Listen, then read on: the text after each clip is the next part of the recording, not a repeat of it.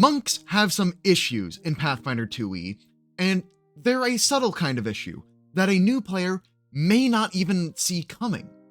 But I'm getting ahead of myself. I can't talk about the issues with Monk's game plan without first talking about why Monk works as a game plan. So, Monk's big defining features are, as you can see up there, Flurry of Blows. It lets it once per round, which is enforced by the Flourish trait, and it lets you strike twice for a single action. Its other most notable strength, in my opinion, is it having really good armor and saving throw progression. It starts with Expert Armor and ends in Legendary. Mind you, only unarmored defense, but that still gets you to like very good ACs. And it also has some of the best save progression in the game, with everything starting at Expert and then ending with Legendary Master Expert, which is about as good as you can hope for. So defensively, it has a lot going for it, and offensively, it gets to cheat actions on its strikes. So why am I calling it weak? Well, it comes down to what are you doing with those extra actions you are saving? Because that's the big question at the heart of every single monk. I already in my stance, I'm in the position I want to be, and I just used Flurry of Blows. That is a situation that happens all of the time. You then have 2 actions left. How do you fill them? Now, Monk as a class gives you a couple answers to this, mostly in the form of chi spells. And there are some that will require a saving throw and can do something aggressive to an opponent, filling up the remainder of those actions. And those are the ones I think are the best in terms of filling out your action economy and letting you do damage while staying within just Monk itself and not multi-classing anywhere. That being said, that's not really a satisfying answer. You can go into stuff like Demoralize and Recall Knowledge and all these other skill activities that do provide value. And because you have all these actions, you can then spend your actions on them very well. But Monk is very stat hungry as a class. You want strength to make sure your hits actually do damage and are strong. You're going to want dexterity because that's your AC, and AC does matter quite a lot in Pathfinder 2nd Edition. Constitution determines your HP, so it's another like defensive stat you might want to raise. Wisdom if you want to do any of the chi spells. Oh look, that's 4 stats that you need. Very quickly you start to run out of stat points you can put places. So skill actions, not necessarily where you can go. By the way, strength and dex are the most important of your stats, and all of the strength and dexterity skill actions you want to do are in 1 of 2 camps. Either they are something that is movement based when you already have the fastest move speed in the game, so that's probably not super relevant for you, and then ones with the attack trait, so they're already bad if you have a multi-attack penalty. So you're going to be looking at, am I making third action strikes, which makes you want to go after the weakest foes and do stunning fist type stuff on them, go into third attacks, and that's usually how Monk plays. Usually. But there are some creative workarounds you can do for that action economy issue, finding something that you want to be doing every single round if you don't need anything else to do. Now, my favorite of those answers is to actually go into a spellcasting archetype, notably Druid, because you want to have access to good saving throw cantrips to utilize Monk's automatic scaling in casting spells.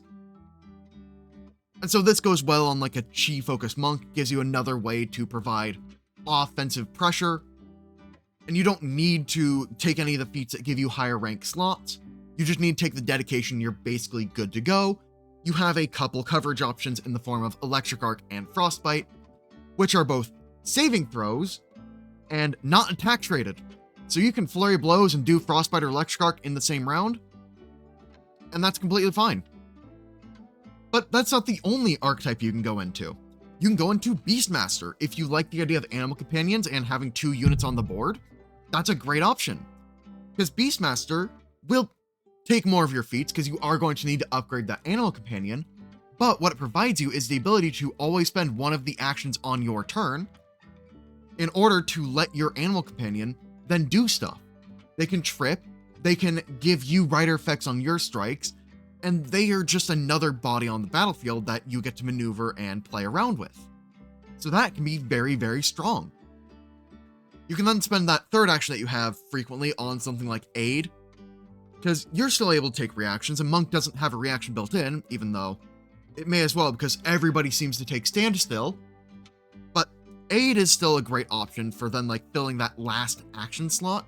So then your default turn using Beastmaster will look like Flurry of Blows, command the companion to do its thing, and then prepare an aid on somebody, which is perfectly fair. You can aid using athletics or whatever other thing your GM will let you get away with. Now, the last one I want to mention in terms of the really good archetypes to work around that multi-attack penalty issue is actually Medic, because it gives you the ability to cheat the cooldown of Battle Medicine and lets you provide a defensive form of pressure. Because in a fight where you have all 4 party members up and you have your cleric, wizard, fighter, rogue, you know, the fighter and rogue are in melee and the wizard is throwing out some blasting spells, I think the most threatening creature on that battlefield is actually the cleric, because nobody else is going down as long as that cleric is up. So suddenly, all of Monk's defensive power turns into this, I'm a healer that can't be killed, which is so ridiculously strong. And now mind you, you aren't going to make good use out of Doctor's Visitation, because that Flourish trait on Flurry of Blows means that Doctor's Visitation, you pick one of them to use each round. But it does still give you more options, and if you're in a game without free archetype, Medic becomes a pretty good option for that level 2 class feat. Now, I know that so many of the comments will say, why haven't you pushed Wrestler yet? And it's because, well, I don't think Wrestler as an archetype is that good on monks. Unless you have free archetype, but if you have free archetype, every archetype is good on everybody, so who cares? But the thing with Wrestler is, it gives you a lot of feats that are strike pluses. For example, Combat Grab. You cannot Flurry of Blows, get off your 2 strikes, and then Combat Grab with any amount of accuracy. So Combat Grab isn't that good for you. And you don't really want to use something like Suplex necessarily, because, well, you already have a way to convert your multi-attack penalty into damage, and that's like Flurry of Blows.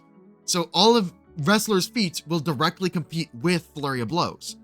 And so you're not actually finding a way to spend your actions more efficiently, which is Monk's core issue. So as such, Wrestler isn't that good on monks, even though grappling is a great idea on monks.